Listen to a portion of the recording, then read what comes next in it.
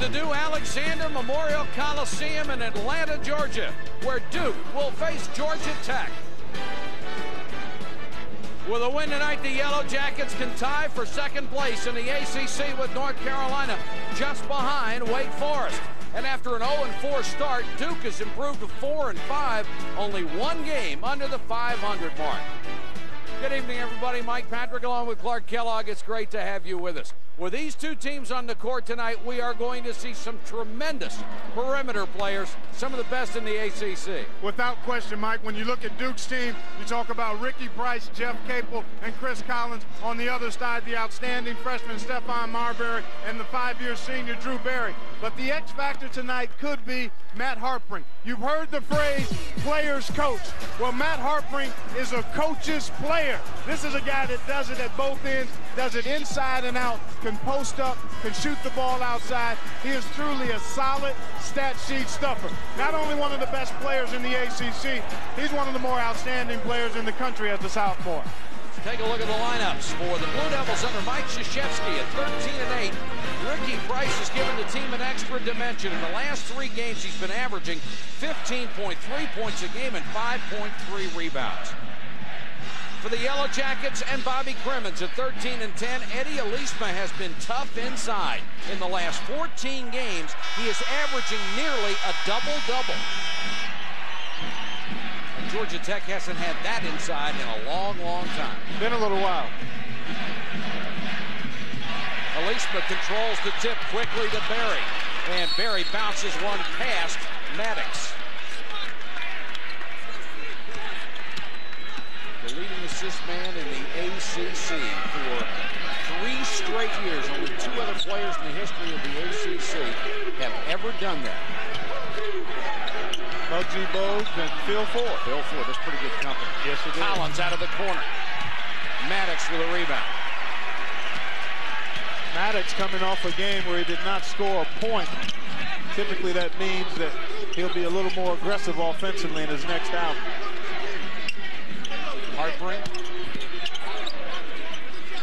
Maddox to Berry, alone for 3, fakes it and then takes the 2. The rebound goes to Capel. Capel, nice pass ahead to Wallace, who puts it in. Carmen Wallace. That's one of the subtle changes Duke has made as they've been able to win 4 of 5, Mike. They're looking for quick hitting opportunities in transition. Maddox lost that one off his fingertips out of bounds to Duke. And Georgia Tech very shaky at the start. Well, Berry mishandled one, and then now Maddox mishandling one. They had 19 turnovers in their loss against Maryland. Ricky Price drains the jump shot, 4-0 Duke. And since Mike Krzyzewski has gone back to basics, the Blue Devils have played their best basketball. Confidence, Mike, that's the key. They're more confident not only in what they're doing, but in who they are as players and as a team now. Foul on Price inside. The first time these teams played was at Chapel Hill, and Duke won it 80, or at Durham. Duke won it, Georgia Tech won it 86-81. First time they'd won up there since 1987. Alisma traveled. That's 4 possessions, Mike, and 3 turnovers. A bad ratio and start. And the other was a missed shot. There are the numbers, and Marbury went crazy in the second half. As Georgia Tech shot 71% from the floor in that 20-minute span. And Alisma and Harpring combined to make 12 of 12 from the floor now. Capel, pull-up jumper for 3. Berry the long rebound. Georgia Tech would like to run. Never got the other lane filled. Need 3 lanes filled if you're going to run a fast break effectively.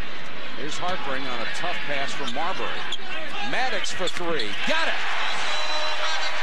Georgia Tech gets on the board after 3 minutes and 5 seconds.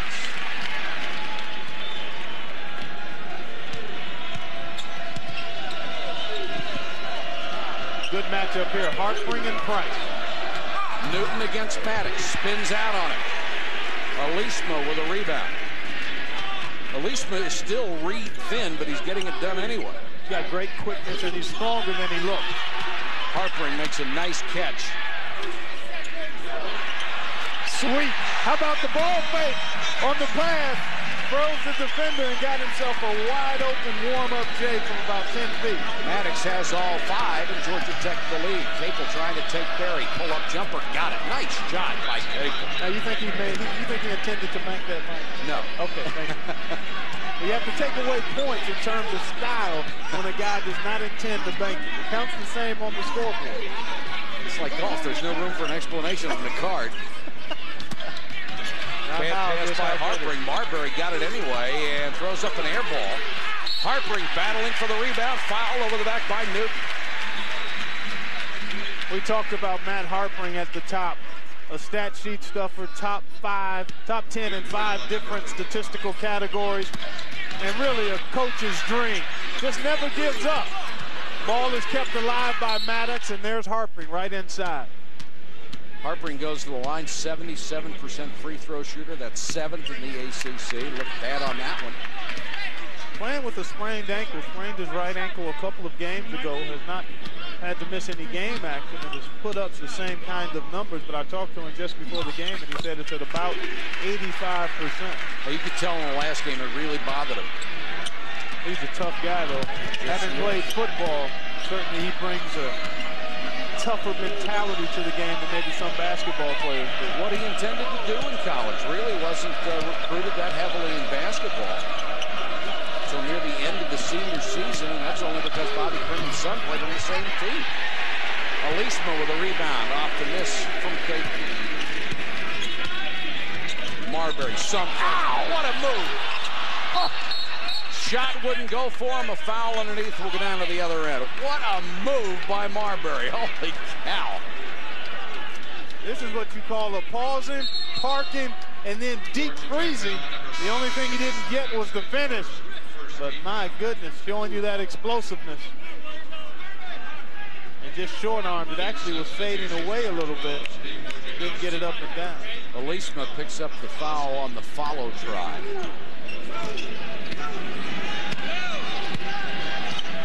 Price will get arrested as Wojciechowski checks in for the first time, and Taman Domzowski comes in for the first time. This is Domzowski giving some good minutes inside with moves like that. His problem has been foul trouble. He just can't stay out there very long. Yeah, we're going to nickname him DQ, not for Dairy Queen, for disqualification. He fouled out in the last game in 15 minutes. The last 3 in a row in 15 minutes and 6 for the season. He's got tremendous potential, though, Mike. He's active, he's strong, and he's not afraid of anything. Berry with a line drive 3. Georgia Tech regains the lead. Drew Berry shooting 37.8% from long range, but he's number 4 all time. Newton got 3 inside for the jam. Both teams starting to pick up their offense a little bit. I'd be surprised if this one doesn't get into the 70s. Georgia Tech averaging close to 80. Duke averaging low 70s. Harpring went baseline but left the ball.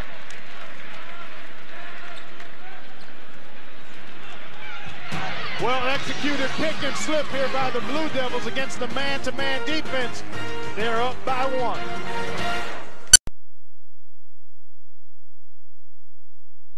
Newton has really made a contribution this year. There were people who thought he would never be a productive player at Duke, but he has really come on, and you wonder where they would be without him. Maybe a dead last in the ACC. Wojciechowski, who was starting to shoot the ball a lot better. Berry's a 3-pointer, and Duke is up by 4. Mike, when you talk about the improved play of Duke, I mentioned it a moment ago, I think it's confidence in understanding who they are, what it is they can and can't do, accepting those roles. And with confidence comes a tremendous amount of production from guys that are in good roles for themselves. Mike Krzyzewski said that earlier. We have to identify and accept who we are. Exactly. And good teams at some point in the season do that.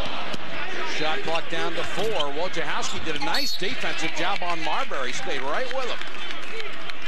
You know, I talked to Coach Krzyzewski about their improved defensive work. He talked about his team getting into better defensive habits, and I wanted him to embellish that. He said basically they're in better stances now. We're trying to pressure the ball more, and away from the ball, our players are in a better defensive stance so they can help it recover and be a lot more active at the defensive end. You have to protect the ball against these guys. Marbury and Berry are two of the best pickpockets in the ACC. Nice help by Elise. Capel had to change the shot. Collins catches it in midair, draws the foul from Maddox. Could be one on Michael Maddox. Collins at the line, 73% on the season. The improvement in Duke has been remarkable, as has the improvement in Maryland, which is making them both contenders again in the ACC. Well, I've made this comment before. Talked to Dave Odom, the Wake Forest head coach, and he said the only thing we know about this league is that somebody's going to finish 8th and 9th, and you figure out who it's going to be. And that's basically a testimony to the balance and toughness of this conference, top to bottom. No really great teams, but 9 very good teams. Marbury snapped a pass to Elise, but couldn't handle it. 5 turnovers for Georgia Tech in the first 6.5 minutes.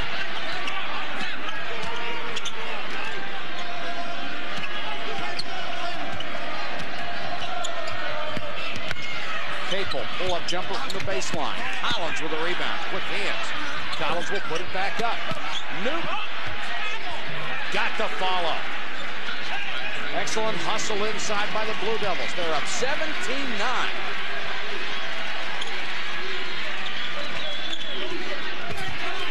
Domzowski dives to knock it away. Collins on the run. Barry gets a body on him. Dish to Newton. 19-9.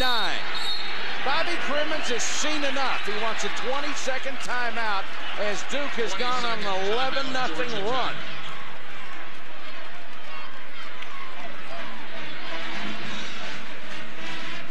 Check out this delicious dime. Nice spin move, head up, eyes aware, and there he finds Newton as Elisma comes to help. Great feed by Collins, who leads this team in assists. Beautiful pass, and Newton did a nice job having his hands ready and going straight to the rack. And he doesn't lack for emotion, does he, Newton? He's a live wire. And Duke felt they could penetrate against Georgia Tech and set up plays just like that. And you're right about Collins. Not only does he lead this team in assists, last year they made Jeff Capel work at the point. Really wasn't suited for it. He's been much better because Collins has been able to fill that role. Great call, Mike. Here you take a look at the turnovers, +9, and that's just about the difference in the game in terms of points off turnover. Duke playing very physically on defense, and Domzowski picks up the personal. Watch Wojciechowski when he plays defense. Gets a lot of body on the guy with the ball. He's well put together. Not very tall, but stout. Not afraid to put his chest on it. Juan Gaston, 32. Gary Saunders, number 11. The shooter comes in.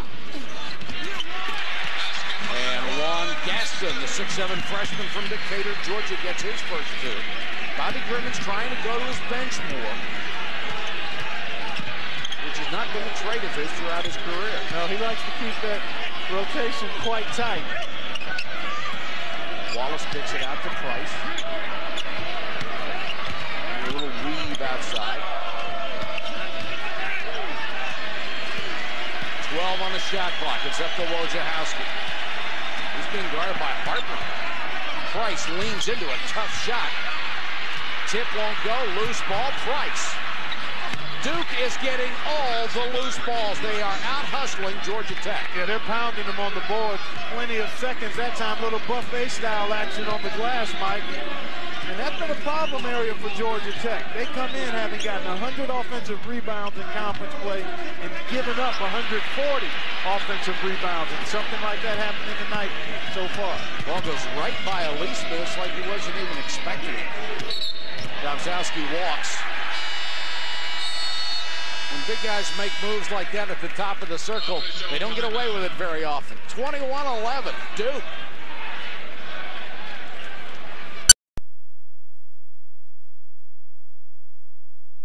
Well, I feel really good. I think that you don't leave a marathon, and coaching in a huge conference is a marathon, and then come back and be completely your best. I think I'm getting better as the year goes along.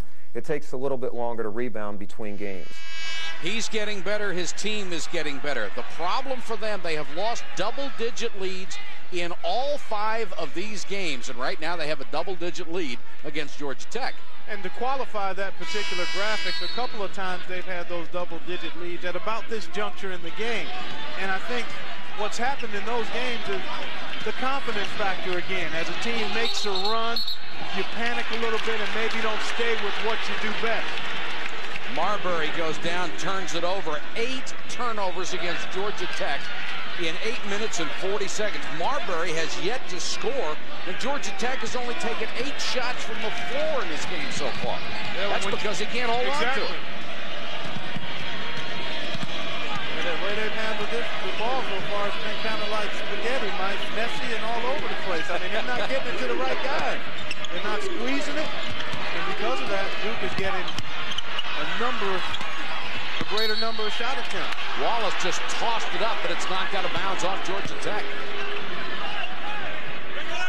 Well, you knew Duke would get better. Any team under Mike Krzyzewski is going to get better during the course of the year. He's just that good a teacher. Oh, yeah. He's an excellent teacher. There's a look at Stan Brunson. They try to give him a couple of minutes a half, and he's really helped out well in the last couple of games. And then also, you might have to add into that, obviously, Mike's qualities, Coach K's qualities as a teacher and coach at the top level. But then you talk about the history of this Duke program. And those guys that wear that jersey, now there's some additional pride that comes with wearing the jersey of such a successful team. Newton missed, but Wallace got the follow. The lead is a dozen. Duke really doing a nice job defensively, Mike. One way that you can counteract pressure D is by beating people off the dribble. Marbury trying to do just that, kicks it out to Saunders. He has excellent range, but misses this shot. Look at Marbury go up and get the rebound. The little guy can sky. Kicks it back to Saunders for another 3. Line drive won't go. Gaston rebound. Got it in the foul. Juan Gaston gives Georgia Tech a much-needed basket. Little penetration there, Mike. Twice, Stefan able to just get what I call pseudo-penetration. Just enough penetration to force help and then kick it to a teammate. See, Ricky comes to help. Ricky Price does. That leaves Saunders available for the open J. And anytime you get any kind of little penetration, typically lanes to that offensive glass are going to be available. And also importantly on that play, as you see Harper coming back in, it was the second foul on Newton, the 4th team foul against Duke. And Juan Gaston with a chance to complete the 3-point play. He has 4 so far tonight coming off the bench, equaling his average. Missed the free throw, the long rebound to Capel. Collins left wide open. Well, you don't even have to look, just put it in the book. Gaston, Harper wanted the ball, had excellent position low on Capel. Gaston backing in. Berry or Maddox? Very aggressive move. Mike, when you're a good player and you don't score, the next time out, even if it's just practice, but certainly the next game, you're going to be aggressive, looking to amend for that poor performance, and Maddox doing that tonight. 26-15, crowd starting to get into it. Wallace goes to the floor and travels. One of the best times to shoot the 3 is in transition. Look at all these guys. Look at their heads. Nobody sees the orange. All these guys are not looking at the ball. And because of that, Capel able to push it ahead and get it to Collins for the transition 3.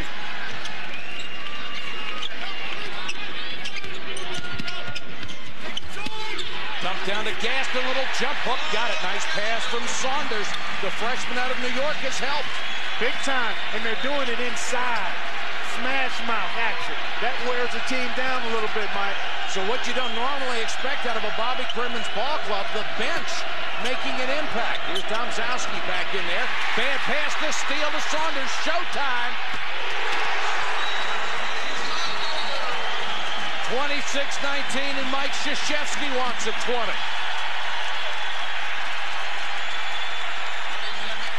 Wants to tell Domzowski you can't just lob that baby out there.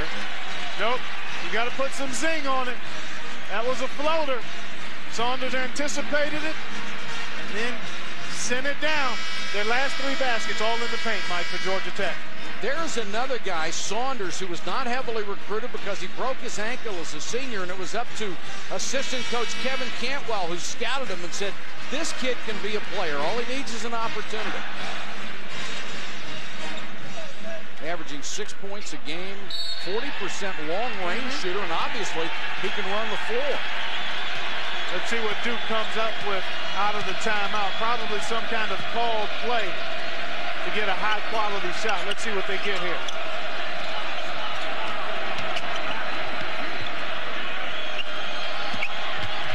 Collins drives the baseline, gets the scoop shot. Domzowski stripped by Barry. The ACC leader in steals. Beautiful pass and then knocked out of bounds. He is the author of the spectacular pass, the cross-court bounce pass in stride. Oh, you can see that one. You can see it unfolding, Mike, as Gaston made a great effort. There you see where Drew Barry is in terms of career assist leaders at Georgia Tech. And he's 15th all-time in the ACC. Capel out of the baseline in the corner, hits at 28-19. Well, we've talked about a number of guys tonight, but Capel has been as good as anybody over the last 10 or 12 games. Domzowski, beautiful block, and then banked in by Juan Gaston. 8 points for Juan Gaston. How do you explain a guy who averages 4 points a game and has 8 in the first half off the bench? Getting high-quality shots and taking advantage of it. Rice trying to take Maddox. Capel with a long three. Offensive rebound, knocked away and stolen by Gaston, who's then knocked out of bounds by Domzowski. Crowd wanted a foul, won't get it. Saunders penetrated. Spun out on him. A rather physical game so far. I wouldn't have expected anything less. Both of these teams feel like they desperately need this. Another steal by Barry.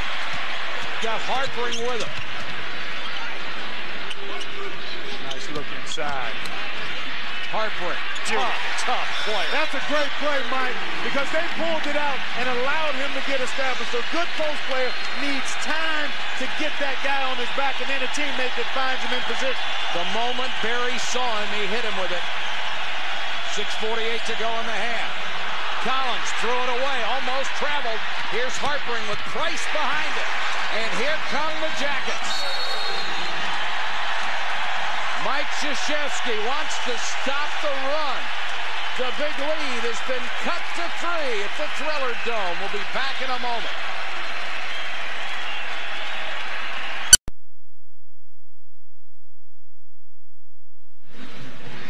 Georgia Tech with a 5-point lead, 3:14 to go first half. Mike Patrick Clark Kellogg with you from Atlanta. This is a critical game for Georgia Tech as they look ahead to the end of the season in the NCAA. They've had big wins against Oklahoma, Michigan, Louisville, North Carolina. Really the only bad loss they had, and a horrible loss to Mount St. Mary's. The other losses, Clark, those are some pretty good basketball teams, even though people don't know a lot maybe about Bradley and Santa Clara. Right, those two teams are solid in their respective conferences and probably will end up in the tournament. We'll have to wait and see how things shake out the next few weeks. But I'm looking at Georgia Tech's record, 13-10 right now. What, 7 conference games remaining?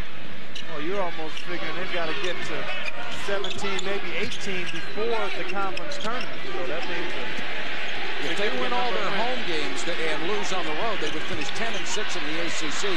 Hard to imagine they wouldn't get in with a 10-6 ACC record. But just ask them about last year. Stranger things have happened. Oh, yeah. Newton kicks it out to Capel, little 2-man game. Newton wheels into the lane, bounced out on him. Knocked out of bounds out to Georgia Tech. Boy, Newton really upset, too. And he's getting some decent looks. I mean, he's being challenged, but he's catching the ball where he wants it. Duke desperately needs a conversion when it goes in there. That does so much for your psyche and morale when you hit a little bit of an air pocket. He had that one stretch earlier in the year where he hit 80% from the floor. He's still shooting over 60, but a lot of these things are bouncing out now. Coming up tomorrow night, Illinois against number 10 Penn State. That's right, this is not a football poll. Illinois against number 10 Penn State at 7:30. They're having a great year. Followed by Tulane against number 20 Louisville. That's at 9:30 Eastern. Hats off to the Nittany Lions, who have really built a wonderful quality program up in State College, and they're going to be contended with for a long, long time. I think you're right. Kudos to Jerry Dunn, who's done an outstanding job in his first year. And also Bruce Parkhill, who laid the foundation for that squad. But they're a legit club, Mike. Got balance inside and out. They do an excellent job. Yes, sir. Now they're fighting for a little respect. They've got 9. Yeah, mine too. I just don't like the way people talk about other Big Ten teams and then them. No, they're legit. That'll change. Price throws it away. 1:57 to go in the half. You see Coach K imploring his troops to continue to keep their heads in there defensively. And for all the sloppy play of the last few minutes, I mean, it's still only a 5-point game, and that's what Duke has to keep in mind. I mean, they're still very much in this thing. Just continue to be patient, and they need some shots to fall. Nice pass to Maddox from Berry, who got free from a screen, and somebody is down. Stephon Marbury, it looks like, Mike, may have collided. It looked like he was the guy who set the screen to free up Michael Maddox. Boy, and he went down like a shot, too. Oh, yeah, he's not moving, right? Take a look at we can see what happened to Stephon Marbury. He's going to set the screen right here, I think, to free up. There it is right there. Okay, screen in Brunson, and there it is. He may have just gotten the wind knocked out of him, Mike. Could be. Because he got hit right up in that upper chest area, right around the diaphragm, so he may have just gotten the wind sucked out of him. Yeah, you say just. You know, you remember how that feels. Oh, that's awful. You feel like you're going to die. You're right. It's one of the worst feelings you can have. And then the scary part is when you realize you're not going to die. You're just going to have to put up with that for a while. You can't breathe. 37-30, Georgia Tech. Collins calls out the play. They need a bucket in the worst way.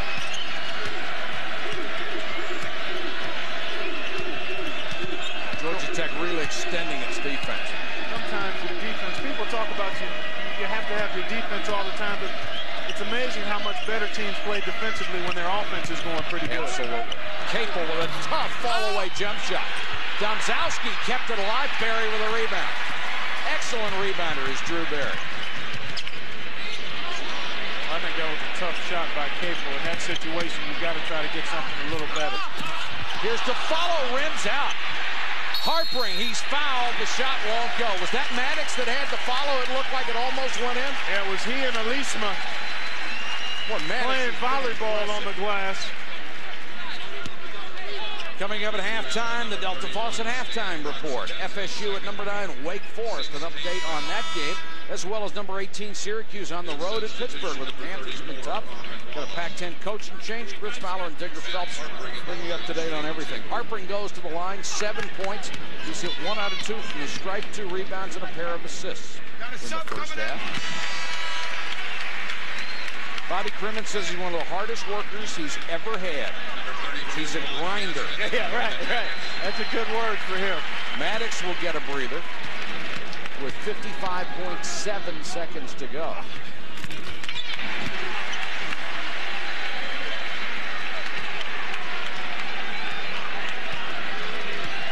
Stephon Marbury relaxing until the break. 39-30. This is Wallace trying to penetrate. Capel for 3. Got it. Cuts the lead to 6, and that'll help Duke at least going into the locker room. They need to get a stop on the heels of that, though, Mike, to really fortify themselves, I think. 4-second difference between the shot clock and the game clock. Alisma.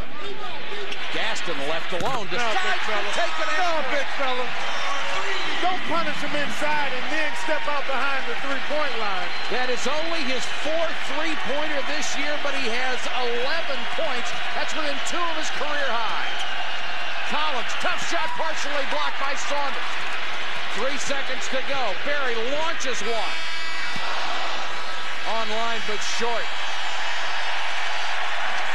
Quite a comeback for Georgia Tech, as they got some real help from Saunders and Gaston off the bench to take a 42-33 halftime lead.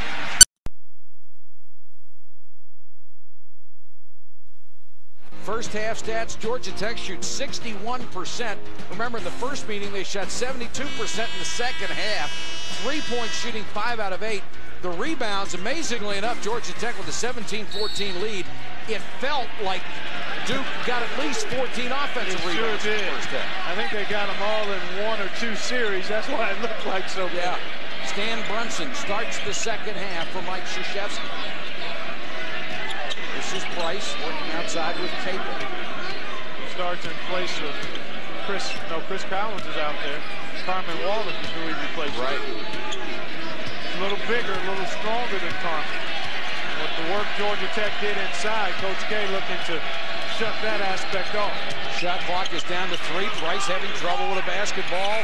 Didn't get it there in time. Yes, he did. Oh, tough shot with a clock running down. Those are the kinds of plays you will come to expect from Ricky Price as he continues to mature. Plays against the shot clock, plays when there's not much happening. He's got that kind of ability.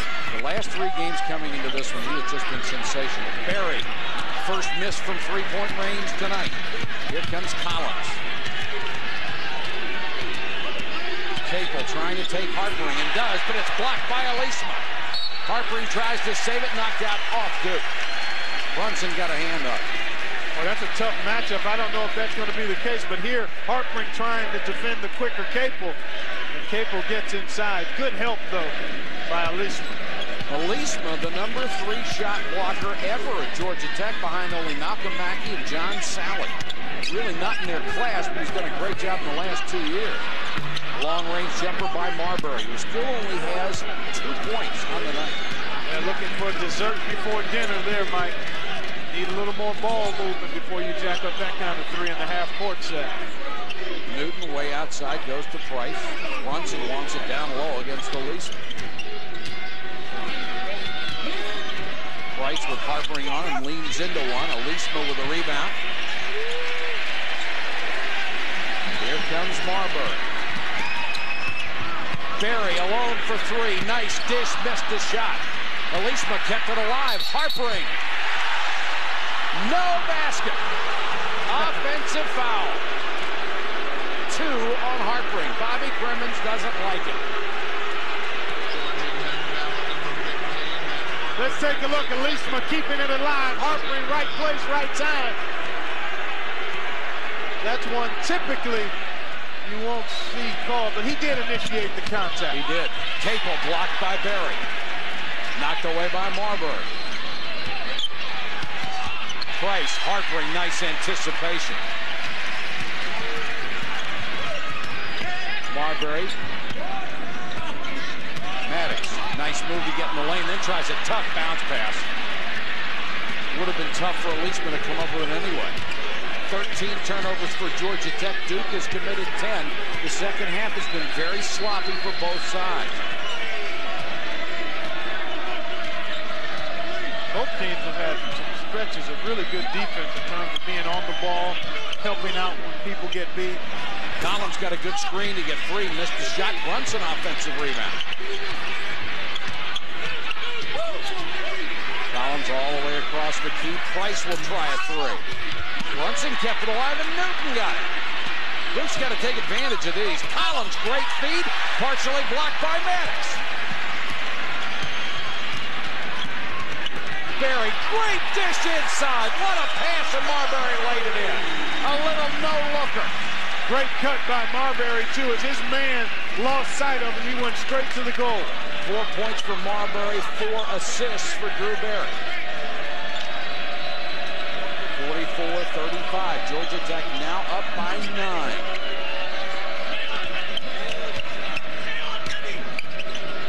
Alisma ends up out on Capel.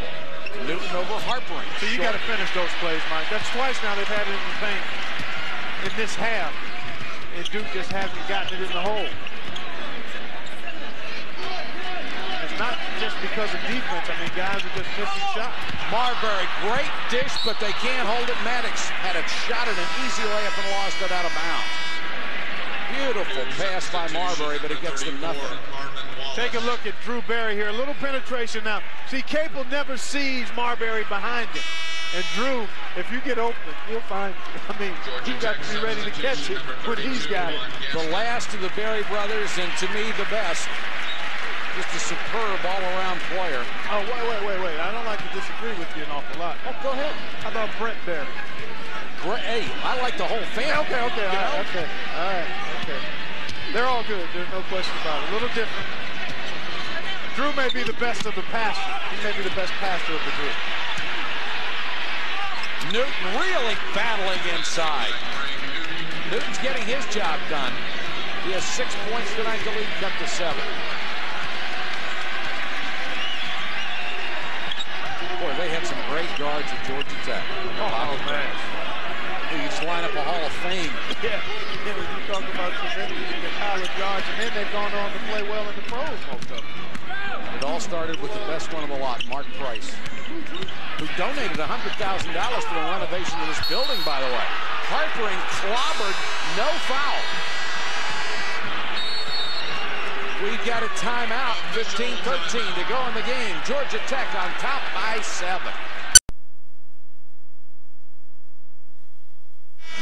Georgia Tech by 7, 15-13 left in the game from Atlanta, and Buzz is happy about it.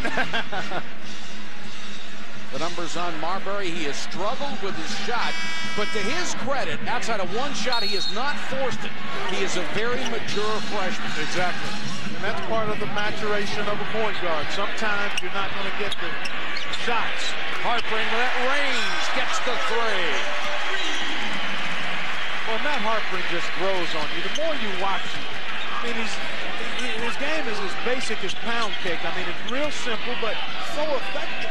He can go inside and out. He plays hard at both ends. Price, fall away runner, and he'll draw the foul on Harpering. That's 3 on Harpering. Georgia Tech cannot afford him to be on the bench for very long. I'll tell you what, the way Gaston has played, certainly Bobby Crimmins would have to have a little more confidence if, in fact, Harpering has to sit down for a bit. Harpering may be saying, I got hit about 5 times that hard on the other end. Yeah, I think you're right. I think you're exactly right, Mike. And did it in a nice, diplomatic, straightforward way. I mean, that's how you have to deal with those officials. There's an art to that. There's more art to it than science, believe me. And if you do it properly, the officials typically will give you the benefit of the doubt, and they'll appreciate how you conduct yourself with them over the course of a game and certainly over the course of a season. But if you go get in their face, you're not going to get a call the rest of the No, year, exactly. You know? No, you got to be diplomatic about it. 47-39, Georgia Tech by 8. The Jackets would tie for second place in the ACC with North Carolina. Only a game behind Wake if they can win tonight. Wake having some trouble with Florida State right now. Alisma can't hold it again and called for the travel. Alisma has not shown real good hands tonight. Check out Marbury. Good little curl move. He's immediately off the ground. I mean, he's like a pogo stick. Not only does he jump quick, but he jumps quick and high. 15 Georgia Tech turnovers, travel on Price. Wojciechowski will check in. And Price will sit down for Mike Krzyzewski. Has his team back within a game of 500 in the ACC. A win tonight would make them 5-5. You see Quinn Snyder talking to Ricky Price. Price maybe just a touch anxious the last couple of times he's had the ball. Just needs to idle down just a notch. Marbury dishes. The tip by Alisma wouldn't go after Saunders' miss. Saunders fighting for it on the floor. Duke will come out with it with Collins. Wojo. Out of the corner, the 3 won't go. Collins with a rebound. Capel, Hand check. he's held. Saunders. Crowd not real happy with the officiating crew right now. They're really getting on them. And here's some updated scores for you. Florida with a big lead. And we'll keep you up to date on what's going on throughout the country. Miami of Ohio out comfortably in front of Toledo, although the team in that conference to keep an eye on, folks, Eastern Michigan. Capel with a tough 3. 47-42. Here come the Blue Devils. Capel has 10. Wojciechowski has played some pretty good defense when he's been in there tonight. Saunders to Berry. Great block by Carmen Wallace. What a block. Oh, What a reaction defensively. He knew he couldn't get the lob in the air, so he waited for Berry to catch it and stuffed it. He timed it beautifully, too. Stayed right on top of it. And Mike, as a player, that's surprising. You typically don't get alley-oop block. It's like looking in the eyes of a wide receiver. When you go for it, I'll go for it. Exactly. Shot clock at 5. Marbury dumps it off, and Maddox can't handle it. Georgia Tech has let some easy passes through their hands tonight, and that's why Bobby Crimmins has had white hair for a long time. You see the turnovers. They average 15 a game on the season, 17 already, and we've got 13 minutes to go. Georgia Tech starting the second half the way they started the first half. 4 points in 7 minutes. They get 5 turnovers. Newton with a miss. The rebound of Maddox. Berry, head up. Nice pass. Blocked by Wojciechowski. They'll get him for the foul. Well-executed transition opportunity there. Somebody was ahead of Gaston and cleared through out underneath the basket. That created the lane for him to get the pass. Let's take a look. See, there's Gaston now. He's trailing. It looked like Wojo who picked up the foul, but I think Gary Saunders was the guy who actually was in front of Gaston and then stepped under the hole and allowed Gaston to come on his backside and get that pass. 11 points, 3 rebounds for Juan Gaston, who was a high school All-American wide receiver and eventually hopes to play some football at Georgia Tech. He runs a 4.440. Missed both free throws. Who runs a 4.440? Gaston. Oh, my God. And what does he weigh, about 240, 230? Yes, sir. High school All-American football player. Collins from another zip code, nearly another time zone. You can get that anytime, Mike. That kind of three. A little more patience is needed. Newton reaches over the top and knocks it away. Crowd wanted a foul, so did the Georgia Tech bench. Oh, great pass. Oh, bullet pass to Domzowski. The lead is 3. What about the catch, Mike? Oh, that was an excellent catch. A big guy in transition who can grab that ball. You don't find it that often. The crowd on its feet, letting the officials hear it as Georgia Tech takes it 20. This is like having a giant suction cup. Look away, right in his hands. I mean, Wojo threw that one so hard, it just stuck in his hands, Mike. Well done. Looked away, didn't have much margin for error there. And Bobby Crimmins says, hey, I feel the tide shifting just a bit. Let's put the brakes on and talk about it for a minute. It's really hard to describe how much Wojciechowski has improved since the beginning of the season and since last year. Right. His passing is so much better. His shooting is better. His defense has been sensational. Right. Yeah, he moves his feet, and he's a strong, well-built, smaller guy. And he makes up for a lack of quickness just simply by keeping his feet active and anticipating where his opponent is going. He's quick enough. Yeah, oh yeah, he is. He's not play-footed. The lead cut to 3. Nice dish inside. Basket counts in the foul on Capel as he came over to help out. Jeff, he runs a 4.440. He can hop, and he weighs 240. You can't stop him from putting it in the hole. Juan Gaston has just tied his career high as a freshman with 13 points. This is just too much strength here, Mike. Seals off Newton, and then knows he's going to get hit. And Capel gave him a pretty good shove. I don't even know if he felt it. Missed both free throws, but he hits this one. A career-high 14 points for Juan Gaston. Well, I tell you what, if Gaston can bring this kind of energy and production, you talk about Georgia Tech being a scary team. You know how explosive they are on the perimeter. If they get any kind of inside game consistently, they'll be a tough, tough team. Nobody will want to play him. Newton wheels across the lane and travels. The Duke bench didn't like the call. Well, that looked like a pretty good move to me. Timeout on the court, 11:39 to go in the game. Georgia Tech now by 6.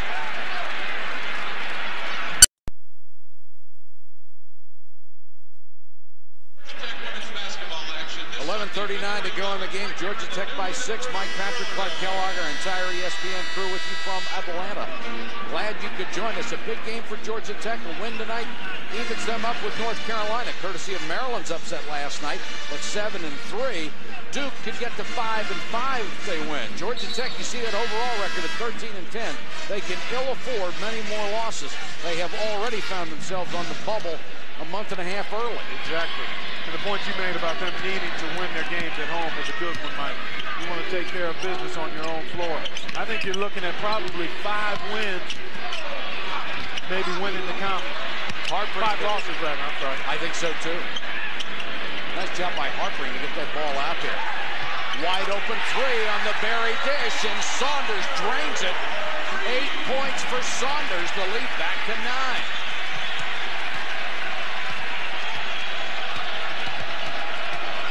Wojciechowski being dogged by Marbury.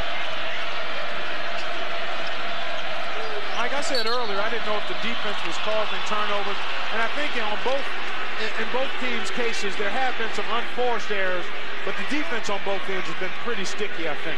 Let's take a look at spacing, folks. Ball's gonna come here and then here. Ricky Price has to come up here to challenge Drew Berry, and because of that, now you've got Saunders, and there's no way Wojciechowski can rotate. That is called spacing up. Last foul was on Saunders. It's his second. Marbury just giving Wojciechowski fits. Wojo nearly walked, got the pass off.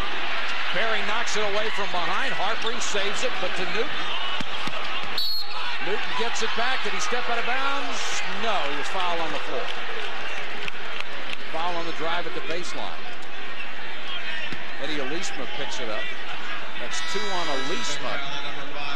And the 15th foul against Georgia Tech. Duke has committed only 2 here in the second half. And that's something we obviously have to keep an eye on, because anytime you're trailing, if you can be first into the bonus, obviously that bodes well for your comeback attempt. Price with a quick first on the lane.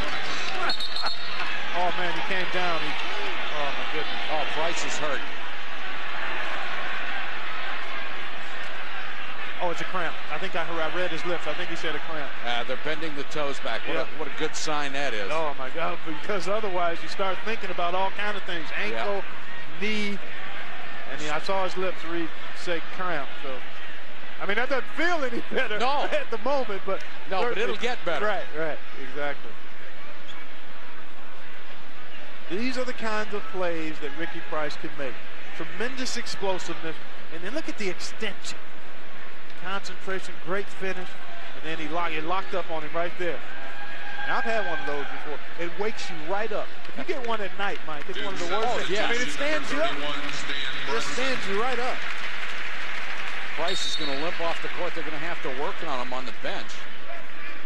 And sometimes those cramps, I mean, because they knot up and contract that muscle so much, you have some soreness, even though maybe you can get back out and get after it. You still have a little soreness in that area. Georgia Tech has outscored Duke's bench tonight, 22-9, as Gaston and Sanders have combined for the 20, or Saunders combined for the 22. That's huge off their bench. 7-point lead for Georgia Tech. Well, they haven't been getting that kind of production from their bench guys. Saunders has been consistent, but Gaston has been sporadic. Saunders, nice drive in the lane, puts up the shot. And I think, is it an offensive foul on Saunders? It is. That's 3 on Saunders. Georgia Tech foul, number 11, Gary Saunders. That's his 3rd. Watch out now, Mike. That's 16 fouls on G-Tech. The next one, Duke starts shooting, and they're a pretty good free throw shooting team. Right around 75% in conference play. Under 10 minutes to go.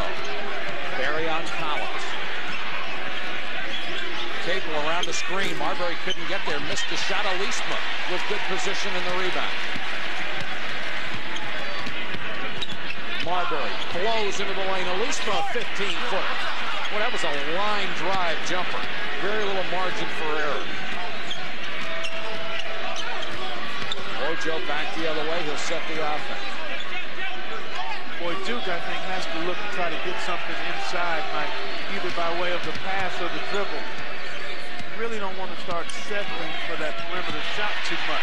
Berry, great anticipation, makes another steal. Marbury to Saunders, who wants the 3. Short, kept it alive, but Collins has it. Low to Newton, backing in. Alisma swats it away. Ahead to Saunders. Greg Newton never had any balance there, Mike, and you can't operate in the paint without balance. Alisma was waiting patiently. Exactly. 55-46. Even though Alisma has not scored, he has 8 rebounds and 2 blocked shots. That's what they ask of him. You got to know your role. Exactly.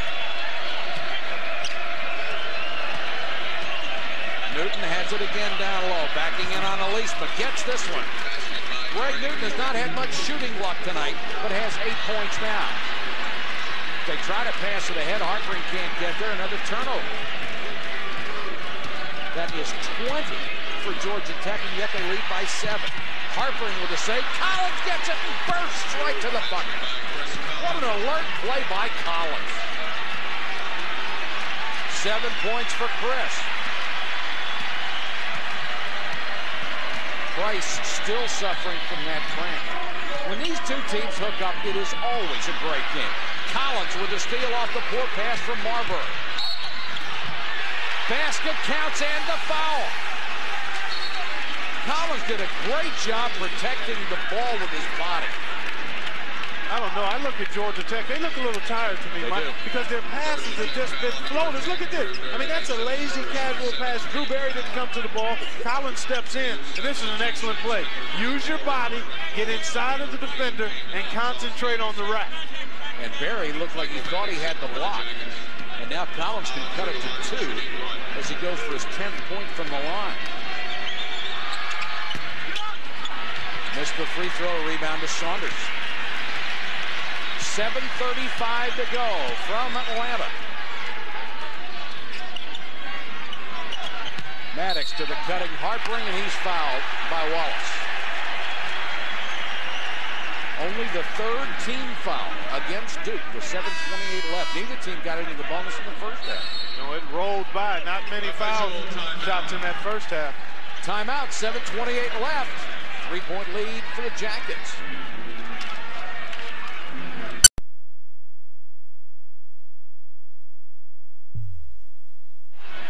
Well, Georgia Tech is doing everything it can to keep Duke in this ballgame with 20 turnovers, and yet they lead by 3. Both teams honestly have to feel very fortunate to be where they are right now. Exactly right. Georgia Tech with the lead despite the 20 turnovers, and Duke within 3, even though they really haven't played that well themselves offensively. Harpering kicks it outside. Harpering is mugged by Domzowski.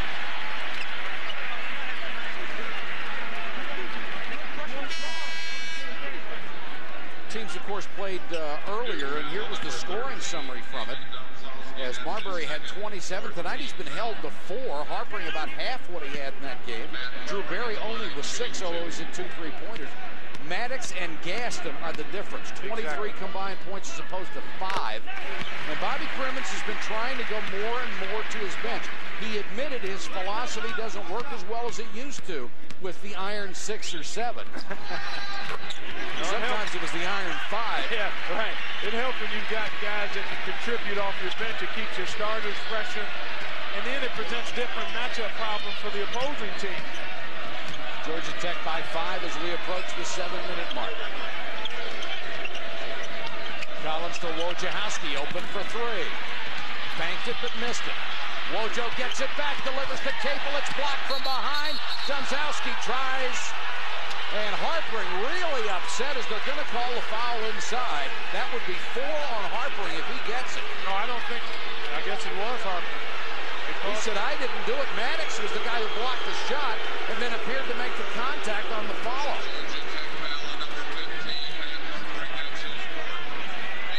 Let's take a look. Good hustle here by Wojciechowski. And then he leaves it for Capel. Marbury, good block there. And then the tail end of it, it looked like somebody was behind Domzowski. It wasn't Harpering. Yeah, I think it was somebody else behind him. Matt was in the neighborhood. Maddox was there, so Harpering is going to have to sit down with 6:51 to go. He did everything he could to plead his case. You can see him say it. I didn't do it, didn't touch it. Domzowski hits 1 of 2. The lead is 4. Look for Stephon Marbury to step on the pedal a little bit. Even if he doesn't get by Wojciechowski, if he gets him in that dotted line area, he can just jump right over him and shoot it. He's been very passive offensively, looking basically just to run the flow. When you got his kind of package, you got to look at the goal some. Goes down the lane, kicks it back outside. The jump shot won't go for Gaston. Duke looking to cut into a 4-point lead. Collins, tough shot. This is going to be on Domzowski. That's his third as he tries to get the follow.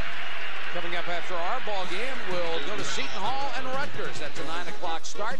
Dave Simpson, Derek Dickey standing by to bring you that one. But we still have 6:21 to go here with a 4-point game.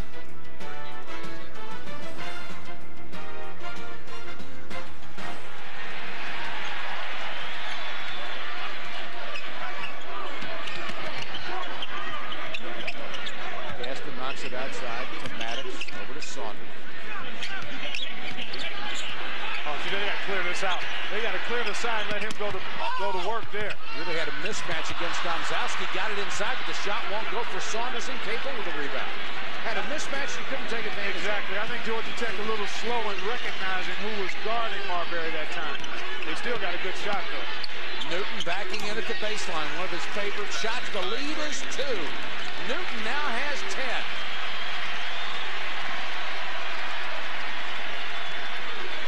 Crowd has really been taken out of this game. What we call a fan-free environment right now. That's right. Marbury, pull-up jumper. Got the roll. He gets that whenever he wants it, Mike. Whenever he wants it, he gets that shot, and I think he's going to want it a lot here in the next 5 minutes. I think Bobby Crimmins is going to tell him to want that shot every time. Again, low to Newton. They clear out that side. He tries to go into the lane. The foul will be on Maddox. That'll be 2 on Maddox. Greg Newton, he doesn't look the best down there, but when he's got his balance and he stays patient, he's not a bad guy to have down in that low box, especially now that you've got the bonus working in your favor. It makes sense to try to punch it in there, see if you can draw fouls, and if not, maybe get your kickouts where you can get some high-quality threes. That was the 9th team foul against Georgia Tech. And from now on, everything will be a 2-shot foul. Newton only a 63% free throw shooter. Domzowski with the follow. One offensive rebound after another. Elisma with a great save. Ahead to Marbury. Marbury, pull-up shot, he's fouled.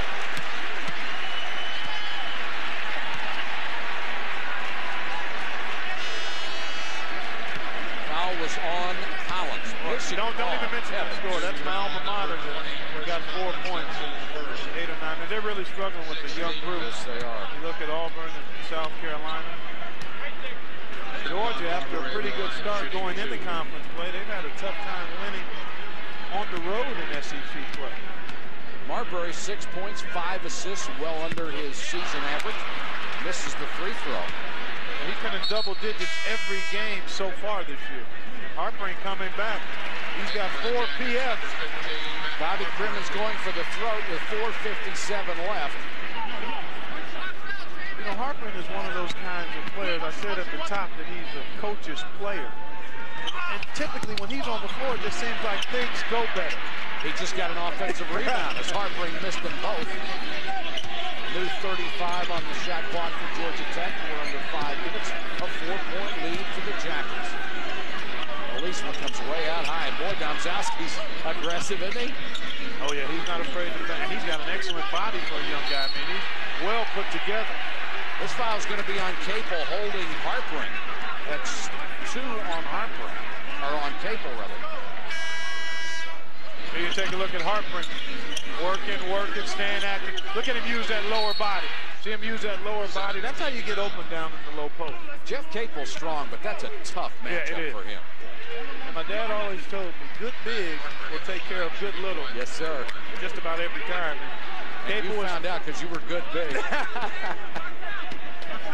Capel giving up a little weight and height to Matt Harper. Harper now with 15 points, 6 out of 7 from the line. 77% free throw shooter, 7th in the ACC. He's 5th in scoring, 4th in field goal percentage, 4th in rebounding. Not bad. 3-time ACC Player of the Week this year. The lead back to 6. Bryce for 3. Couldn't get it to fall. Maddox rips down a rebound.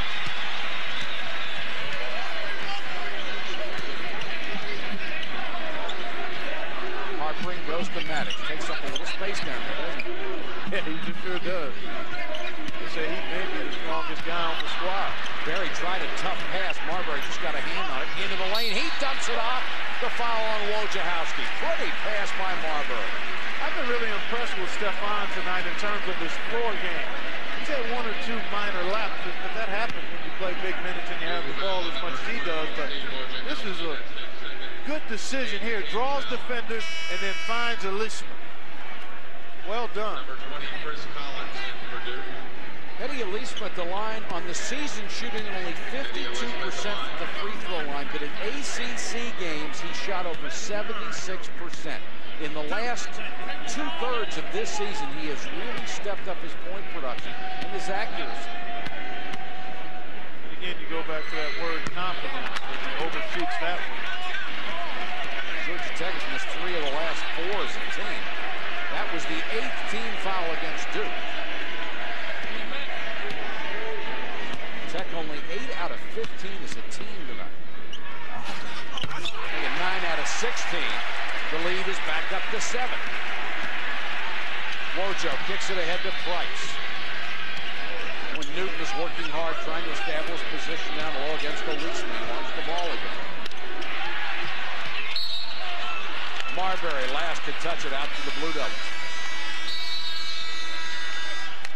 Timeout on the court. 3:55 left in the ACC. Georgia Tech by 7 over Duke.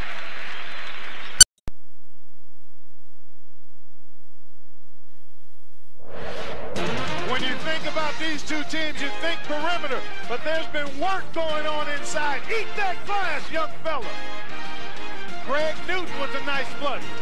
Both teams getting solid play from their inside guys tonight. If you joined us late, Duke has had the much better of the turnover margin tonight. Greg Newton with 12 points, all inside and battling hard on the board. Georgia Tech's bench has been big tonight. Juan Gaston with 14 points. He has provided the margin between the two benches. You see a season's average, 14, is a career high for the freshman. Capel, stuffed.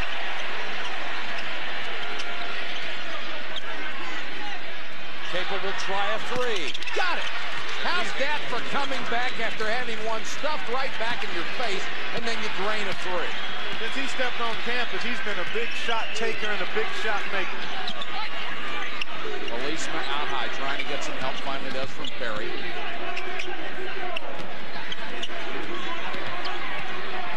Marbury trying to take Collins. Collins knocked it away. Domzowski. Boy, he can run the court for a pickup. I'm telling you, this guy has great promise. I mean, look at his body. He's cut up. He's like cable wire, and he's about 6'10", Mike. 6'10", 245. He has 9 points. The lead's been cut to 2. Timeout on the court. Only 3:09 to go from Atlanta.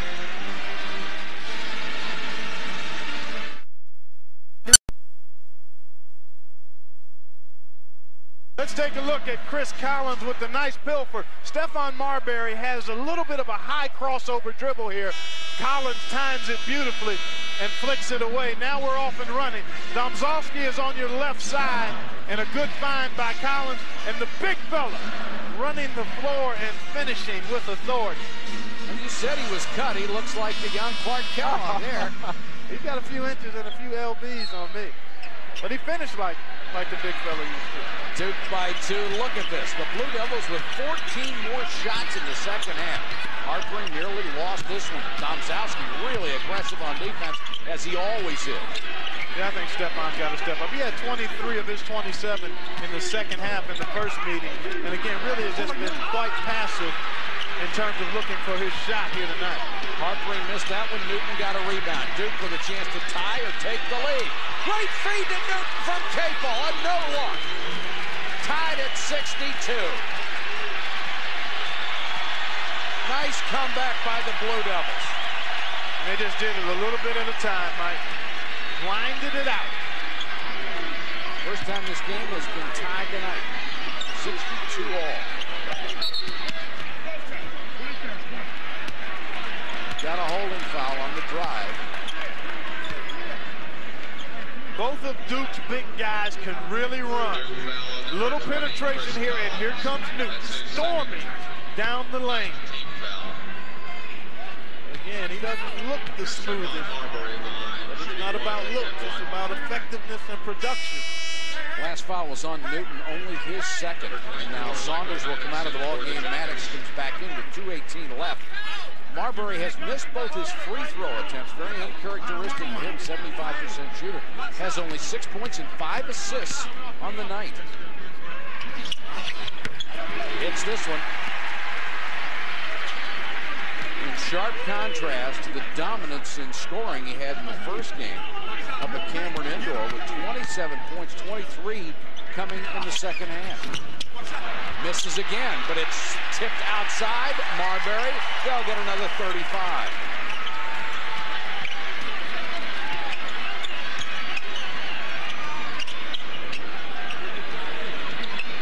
I think you got to give Stephon some space because he can get a shot for him, for himself, or for somebody else.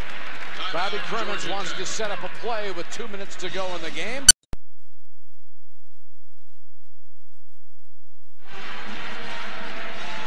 Yes, it is.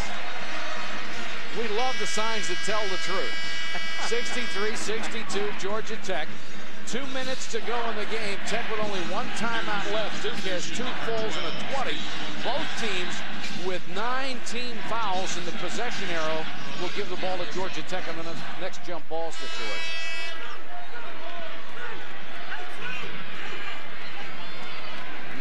Seconds on the shot clock as they inbound. Harpering hasn't touched it in a while either. Again, both teams have been pretty solid defensively. Ball handling's been a little suspect in stages. Right now, I think you create space for Marbury and try to let him make something happen. Shot clock at 10. Marbury tried to get it to Barry, who was cutting, and Collins knocked it away. Bobby Crimmins pointing out what he wants with 8 seconds to go on the shot clock. Barry will inbound. Marbury trying to hold off. Wojciechowski does and gets the ball. Newton comes over to help out. Tough shot by Marbury. The double team, shot clock running down, and he hits a runner. Those kinds of plays are made by special players, Mike. This guy's going to be a special player for a long time. Shouldn't play like a freshman. Capel for 3. Harpering knocks it outside. Here's Marbury. 3 on 2. And Marbury will pull it out. Nice intelligent play here. Yeah, you got a +3, and you've got possession now. A basket here really puts Duke in a tough position, so you want to make sure you try to get a good, high-quality shot.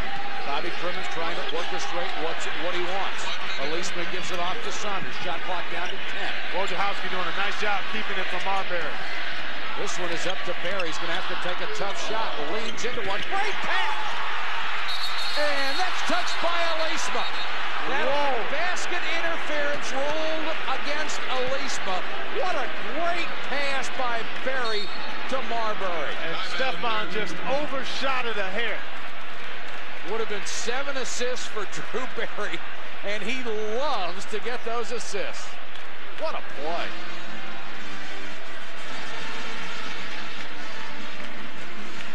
Stephon Marbury trying to finish. Good challenge by Newton, and Elisma clearly on the rack. Good call by Dick Paparo. Now both coaches have been called to the center of the court. A little conference time. I wish I could just step out of here and head right over there and get in on it. Go ahead. I'll hold the mic. Just come back and let us know what happened. I'm sure they'd be a lot more polite if you were over there. We've got 47.6 seconds left to go in this game. Georgia Tech by 3. It'll be Duke's basketball. as we said earlier, I think both teams have to feel very lucky to be in the position they're in right now. Exactly, and Duke has had a number of close games where they should have won. I mean, their Temple game, their North Carolina game recently, I mean, they could be in the midst of a 6-game winning streak. In this situation, I think you want to try to maybe get 2 for 1 here. Try to take a shot within about 6 to 7 seconds so you get 2 for 1 in terms of working the shot clock. I don't think the college coaches and the college teams do that enough. It's almost like an unwritten rule in the NBA. Anytime you got this kind of situation, 2 for 1. But it's got to be a good shot here, I think. A penetration and pitch or a drive or a post up. And with 47 seconds to go, they'd have to put one up in about the next 5 seconds. Right. That might not be a good shot. It might be quick. Here are the 5 ACC losses. And all of those, Duke blew double-digit leads. Well, they had another one tonight. They were up. The biggest lead was 26-13 in the first half. So if they lose this game, they will have blown a half dozen double-digit leads during the season. And now Georgia Tech is going to go to the pressure, maybe because of that situation with the clock. They don't want them to shoot it. And then also because of the fact that they had to inbound it from at the end of the court, it probably doesn't make any sense to try 2 for 1. If you could have gotten it at half court, then it's a better strategy. The lead is 3. Price is fouled with 34 seconds to go. Foul is on Saunders. That's his 4th. Well, you got to feel for a guy like Bobby Crimmins. You can tell players, look, just make sure you do one thing. Don't foul. And 10 seconds later, somebody fouls. I feel for all coaches. Oh, couldn't be a coach?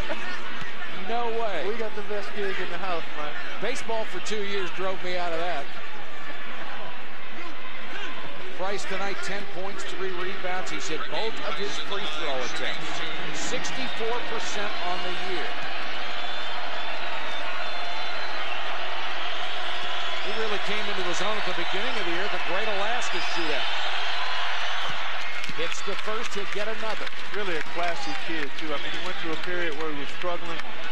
Back just a few weeks ago, it was still upbeat and positive and kind of worked through that. And you love to see that in the play. The lead is 2.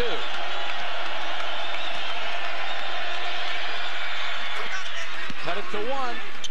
Georgia Tech does not have to shoot. The shot clock is off. I think Duke has to give themselves a chance to force a turnover, but somewhere in the next 10 seconds or so, maybe they've got to commit the foul.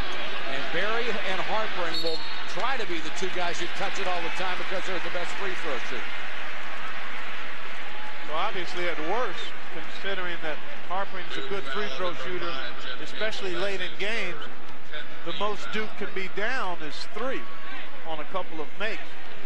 They've got 3-point capabilities from Price, Wojciechowski, Collins, and that's about it, and Capel as well. Foul is on Capel, his 3rd. Georgia Tech free throw shooting 3rd in the ACC on the year, but tonight only 10 out of 18. However, Harpering is 7 out of 8 tonight, and Domzowski checks back in. Get some more size up front to rebound if there's a miss. And Maddox, as Bobby Crimmins counters Mike Krzyzewski, put a little more beef in there to replace Saunders. Harpering with 16 points tonight, approaching his average. The lead is 2. And with 20.7 seconds to go, if he makes this, don't you believe Duke's got to go for 3? If they get a good quick shot, I don't think they have to go for 3. Missed it, but the rebound to Alisma. And he lost it on the way up, but he's fouled. Man. What a huge rebound on Alisma, especially after Domzowski and Newton were both in there for inside position. Yep, he slid right inside. And the crowd starting to chant Eddie. Maybe the biggest rebound he's had all year. Here you are, right here. He's just going to slide right in here, folks.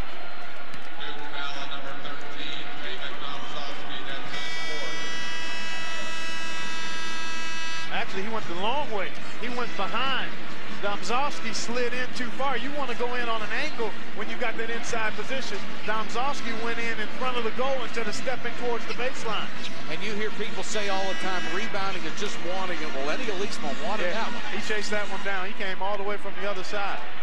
Now, Alisma's only point tonight came on a free throw. He's hit 1 of 2. He could make it a 2-possession game should he make both. If he makes one, Duke could still tie it with a 3. Of course, he could miss both, and Duke can win it with a 3. There are a lot of options on this one. Everything's wild here. 18.7 seconds to go, and that one was rather ugly.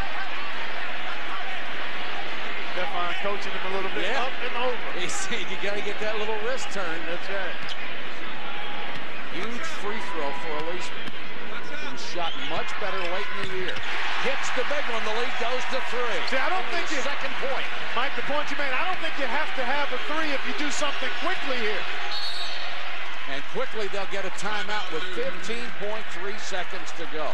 My only point here is when people say you don't need to get the 3, you're almost assuming they're not going to hit free throws after you have to foul them. And I'm going to assume the guys that are going to get the ball are the ones who are going to make the free throws. Then you got to hit a desperation 3 at the end. It's sort of a chess game to me. Well, you've defended your position quite well, and I'll rebut you That'll when be we the get first back. time. Yeah. All right, Duke's basketball. Here's the three-point story. They have not shot it well tonight, but they have shot it well during the season. And Capel and Collins have ice water for blood. Yeah. They can drain them under pressure. Between those two, they're 4 of 12 tonight, Capel and Collins. And you know that they're going to at least look for it. But driving the ball gives you the option, Mike, I think, to take it to the hole, or if the defenders come, now you get a chance to pinch it for the good 3. But I think whatever you do, you've got to do it quickly. And the best way typically to even think about entertaining a good 3-point shot is by driving the ball, drawing defenders and pitching. If you can't pitch it, now you've got a chance maybe to draw a foul. And that would be the posture that I would take from here. You also have defended your position well. I think they've got to get the 3. Price. Got it. Georgia Tech quickly down to Saunders. No foul call. A lot of contact underneath. Capel back the other way. 5 seconds. Chance to win. Wojciechowski. Saunders with a rebound. Harpring with the ball. We go to overtime. And Bobby Cremens is up off the bench and joining the Georgia Tech crowd, really upset that there was no foul call as Saunders went to the hoop.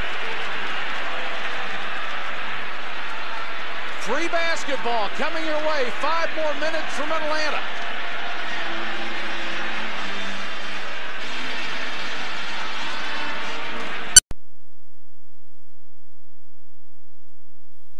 We go to overtime, tied at 67. Let's go back to the last sequence where Duke tied it, then Georgia Tech had a chance to win it.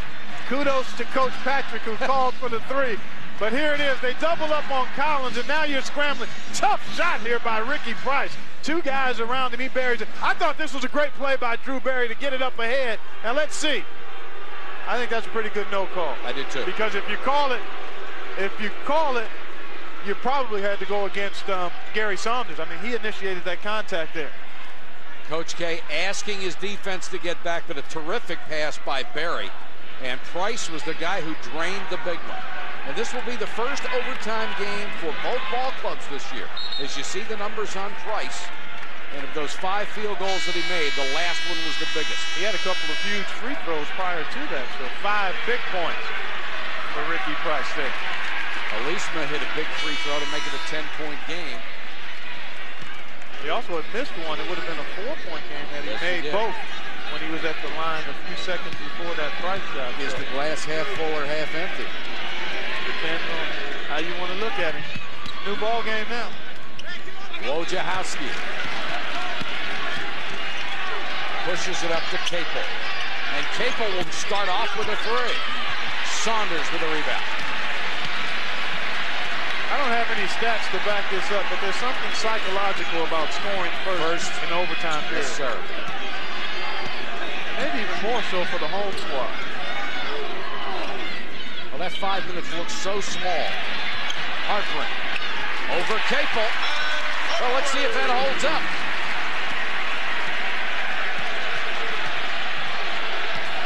Hartford with 19 points tonight.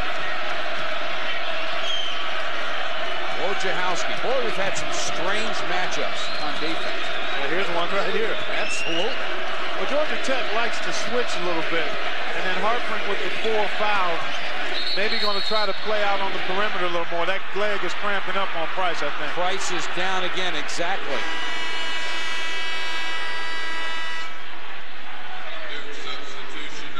Boy, and this is a blow for them because he was on the bench for about 5 minutes the last time it happened. Exactly. Look at Harper moving without the ball. Nice little curl, good little bump by Gary Saunders. And then again, Capel in position, but he's given up about 3 inches to Harper, and Matt just took his time and shot right over him. Price will go to the bench with his 15 points and hitting that huge 3 at the end of the game. And obviously in quite a bit of pain from that cramp.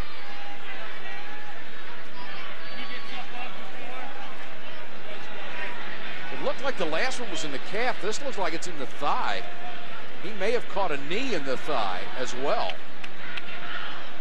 Whatever the deal is, he's certainly agonizing.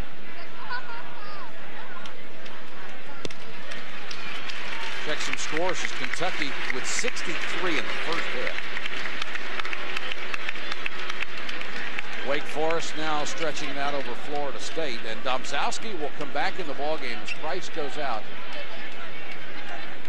Syracuse hangs on and gets a Big East win. Eastern Michigan comes back. Well, that's got to be so frustrating, Mike. I mean, they lose a big-time player there. Let's see. Hopefully he'll be able to get back in. I mean, his presence on the floor is something that Tech has to think about. Now he's not out there. Wojciechowski caught in the lane and had to get up in the air and throw it to somebody. Couldn't find anyone. 14 turnovers for Duke. Georgia Tech has 24 turnovers tonight. They're still up by 2. Well, they had that one good stretch in the second half of the first half, the last 11 minutes, where they didn't turn it over but 3 times, and that's when they actually took control of the game.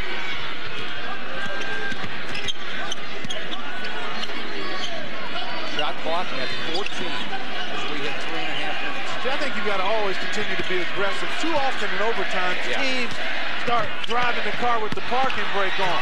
Alisma goes in and draws the foul off the good pass from Marbury. I think it makes you one-dimensional. Yeah, right. You got to play. I mean, it's just a condensed game. You don't want to start becoming overly cautious. Get after it. Move the ball. Take shots. Be aggressive. Don't get so cautious. Foul was on Domzowski. He is gone. The 4th straight game he is fouled out of, and the 7th this season. And has Clark's new nickname of DQ. You'll give him another nickname before. Oh, yeah, sure.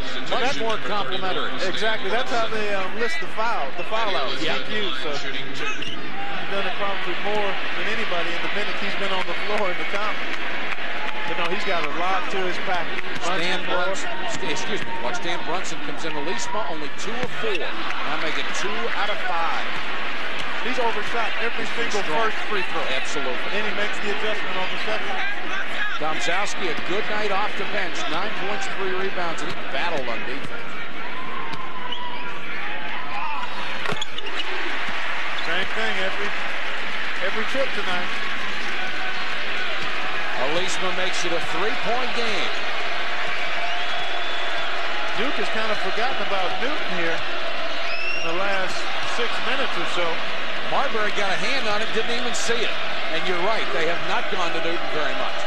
After having great success early. Right. And what that does, it puts additional pressure on the defense when you throw it inside. Capel goes baseline, he's fouled.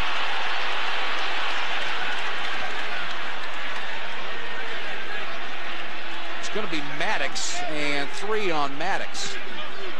Georgia Tech foul number 24, Michael Maddox, that's his 3rd. Barry recovering off balance, and Jeff Capel makes him pay. And there it is right there. They caught legs. They tangled up below the waist there. Capel, 13 points, 5 assists on the night. An excellent free throw shooter. Hits the first one.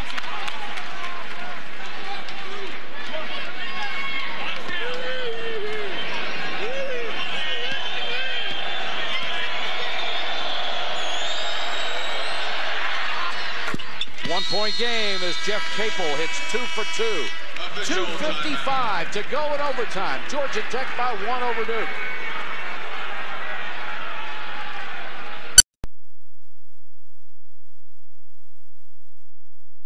One-point lead here for Georgia Tech. 2:55 to go in overtime.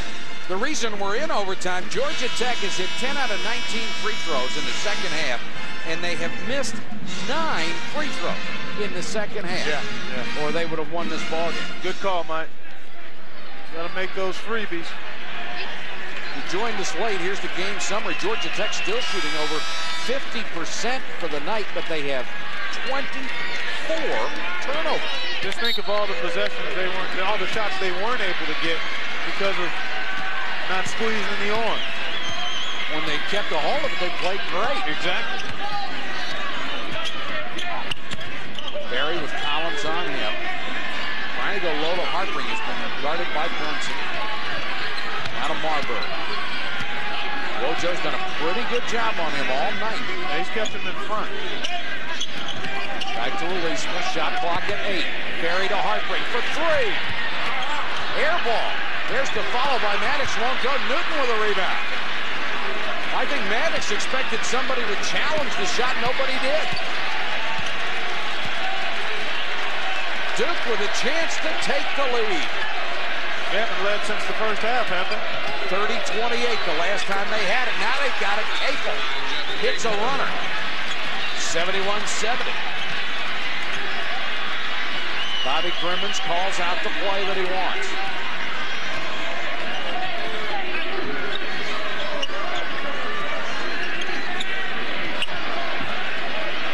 Marbury, 3.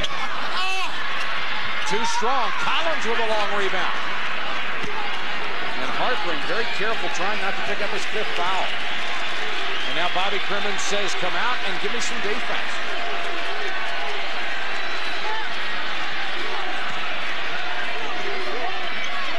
.70 Blue Devils.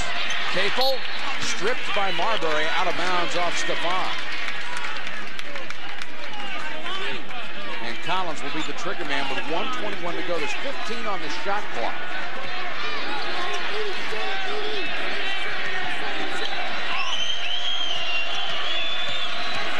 Now 7 on the shot clock. It's up to Capel against Barrett. Lost it out of bounds. Man, what a tough break there. Boy, you milk that clock, that shot clock down, and then don't quite get a shot. Georgia Tech substitution. Here's the timeout situation. Duke with 1 full. Georgia Tech has 2 full.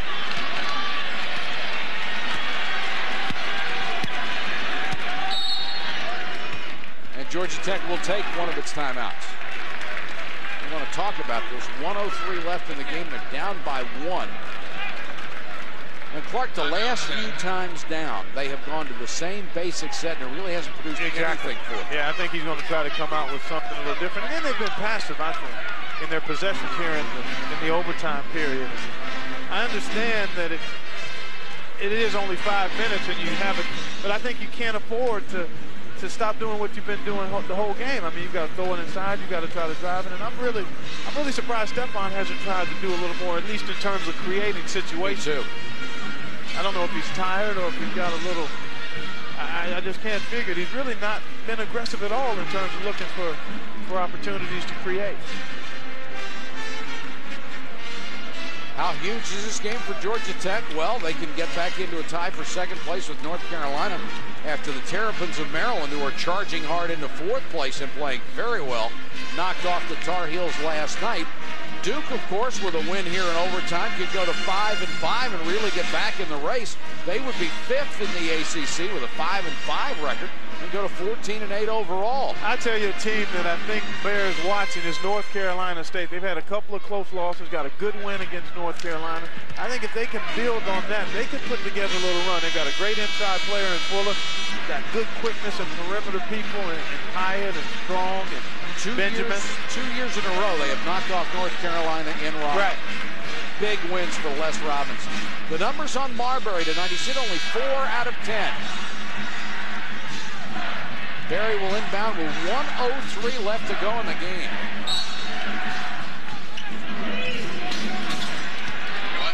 Barry, who leads the ACC in assists, has 7 tonight.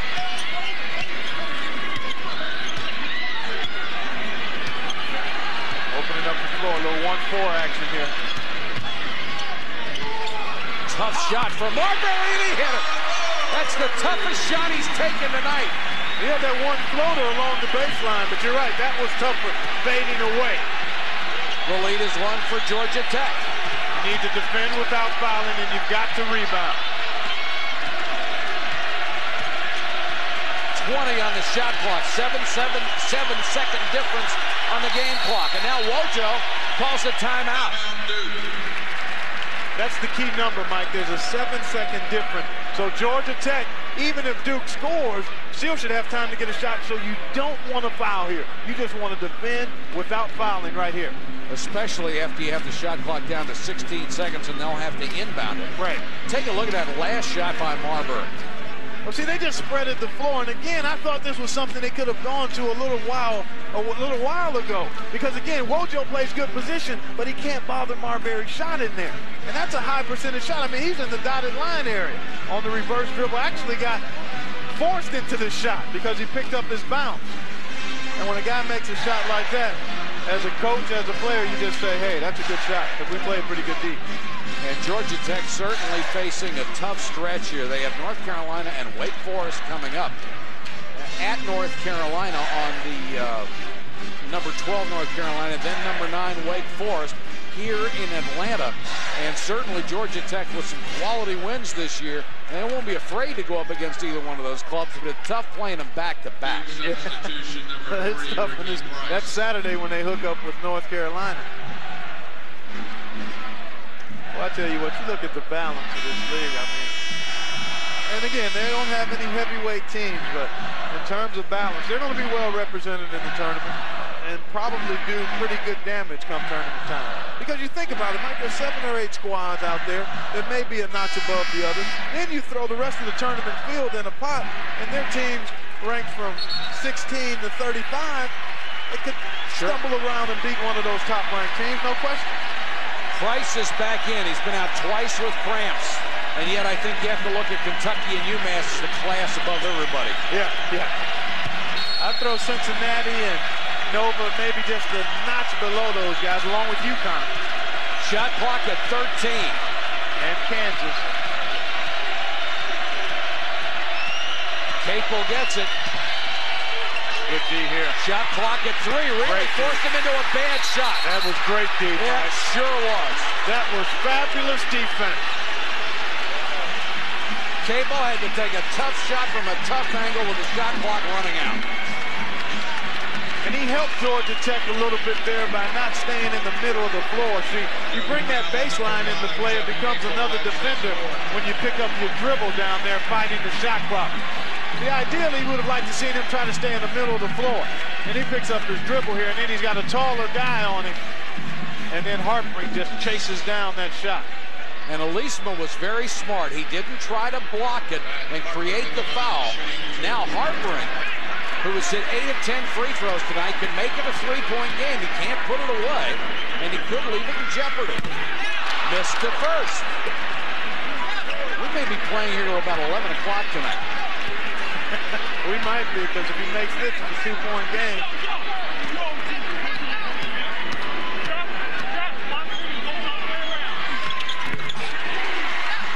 Hits the free throw, a 2-point lead. I go for the win here. Got to. I go for the win. Capel goes inside, lost the ball. Georgia Tech comes out with it. Harpering has it. It's over. Mike Krzyzewski wanted the foul. Bobby Crimmins wanted to travel. Neither one got what they wanted. But Bobby Crimmins gets the major prize, a 73-71 win in overtime that will take them to 7-3 in the ACC, a tie for second place. Good scrambling D here. See, not enough good space in there, and then there's a little bump by Marbury. But most of the time in that situation, you're not going to see that one called. And I don't think it should be. A loose ball, it's heartbreak. Yeah. Kind of incidental contact there, Mike. Be a tough sell to Mike Krzyzewski, who wants the foul as Marbury got the knee in there. Yeah, that's a tough way to go out. Our final score, 73-71 in overtime for Clark Kellogg and our entire ESPN crew. This is Mike.